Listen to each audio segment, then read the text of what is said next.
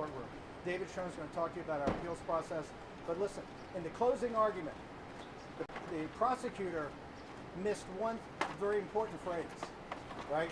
I stand with Trump and the Constitution, and I will never back off that, ever. This didn't seem like the misdemeanor from hell, Mr. Bannon. What happened? I thought it was pretty good happening. This is round one. That's what happened. This is a bulletproof appeal. Have you ever in another case seen a judge 6 times say in the case that he thinks the standard for willfulness is wrong? He said it doesn't comport with modern jurisprudence. He said it doesn't comport with the standard, the traditional definition. But he said he feels his hands were bound by a 1961 decision. You will see this case reversed on appeal. You will see all of these resources, 3 federal prosecutors, 4 FBI agents for misdemeanor, being wasted. You cannot find another crime in which misdemeanor or felony, in which a person is convicted without believing or knowing or having reason to believe he or she did anything wrong.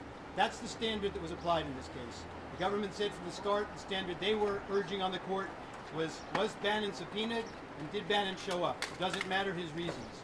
They won the case, maybe in closing today. They lost their appeal in closing today. The overreaching by the government in this case has been extraordinary on every level.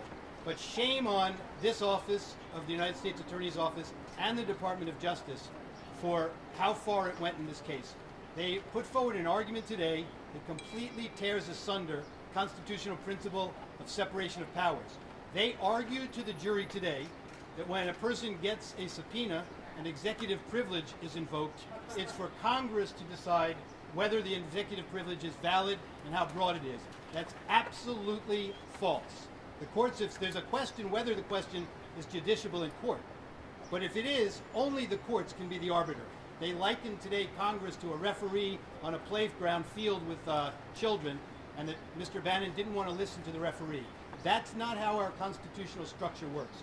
Whether one believes executive privilege was properly invoked here, was valid, how broad it was, etc., when a former president or a current president invokes executive privilege, it's presumptively valid, period.